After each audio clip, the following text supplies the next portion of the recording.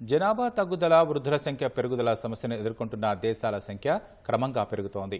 యువత పిల్లలను కనేందుకు విముఖత చూపుతుండటంతో చైనా, జపాన్ సహా పలు ఐరోపా దేశాల్లో జనాభా తగ్గుతోంది. 63 దేశాల్లో జనాభా ఇప్పటికే గరిష్ట స్థాయికి చేరుకుందని ఐరాస పేర్కొంది. వాటిలో సగం వరకు ఐరోపాలో ఉన్నాయని తెలిపింది. వచ్చే 30 ఏళ్లలో మరో 48 దేశాల్లో జనాభా గరిష్ట స్థాయికి చేరుకుంటుందని వెల్లడించింది. 60 ఏళ్ల తర్వాత ప్రపంచవ్యాప్తంగా జనాభా తగ్గుదల చోటు చేసుకుంటుందని వివరించింది. వరుసగా మూడో ఏడాది జననాల రేటు తగ్గుముఖం పట్టిందని చైనా తెలిపింది. 2023తో పోలిస్తే 2024లో జనాభా దాదాపు 14 లక్షలు తగ్గి 140 కోట్లకు పరిమితమైందని వెల్లడించింది. దీంతో వచ్చే 15 ఏళ్లలో పురుషుల పదవీ విరమణ వయస్సును 60 నుంచి 63 ఏళ్లకు, మహిళల రిటైర్మెంట్ వయస్సును 50 నుంచి 55 ఏళ్లకు పెంచాలని చైనా ప్రభుత్వం ప్రయత్నిస్తోంది. ఒక్కరనే కనాలనే నిబంధనను చైనా ప్రభుత్వం ఎత్తివేసినా పిల్లల్ని కనేందుకు చైనీయులు ఇష్టపడ్డం లేదు. ప్రస్తుతం 140 కోట్లుగా ఉన్న చైనా జనాభా 2050 నాటికి 130 కోట్లకు తగ్గుతుందని అంచనా.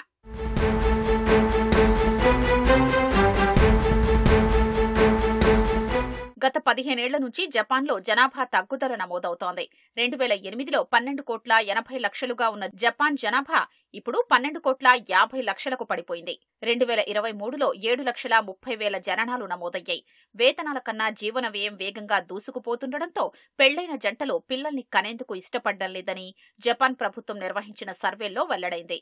2070 నాటికి జపాన్ జనాభా 8 కోట్ల 70 లక్షలకు తగ్గుతుందని అంచనా. ప్రతి 10 మందిలో 4 65 ఏళ్లు పైబడిన వారే ఉంటారని కొన్ని సంస్థలు అంచనా వేశాయి.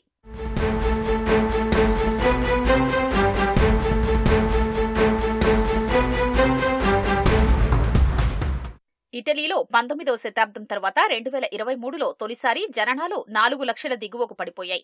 2008లో 5,77,000 జననాలు నమోదవగా 2023లో 3.8 లక్షలకు పడిపోయాయి. జననాల రేటు తగ్గుదల వెనుక ఉన్న ఆర్థిక, సామాజిక, సాంస్కృతిక కారణాన్ని కనుగొంటామని ఇటలీ ప్రభుత్వం తెలిపింది.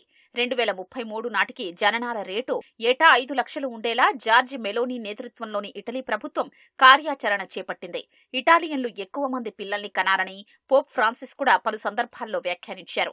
పిల్లల సంరక్షణ కేంద్రాల్లో ఫీజులు అధికంగా ఉండడం, వేతనాలు తక్కువగా ఉండడం వంటి కారణాలు జననాల తగ్గుదలకు దారితీశాయని ఇటలీలో నిర్వహించిన పలు సర్వేల్లో వెల్లడైంది.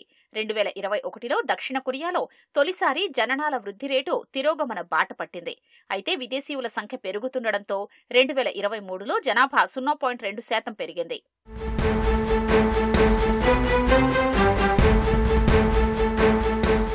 63 దేశాల్లో జనాభా గరిష్ట స్థాయికి చేరుకుందని ఐరాస పేర్కొంది. వాటిలో సగం వరకు ఐరోపాలో ఉన్నాయని తెలిపింది. వచ్చే 30 ఏళ్లలో మరో 48 దేశాల్లో జనాభా గరిష్ట స్థాయికి చేరుకుంటుందని వెల్లడించింది. ప్రస్తుతం 820 కోట్లుగా ఉన్న ప్రపంచ జనాభా వచ్చే 60 ఏళ్లలో 1000 కోట్లకు చేరుతుందని తెలిపింది. ఆ తర్వాత ప్రపంచవ్యాప్తంగా జనాభా తగ్గుదల చోటు చేసుకుంటుందని ఐరాస పేర్కొంది.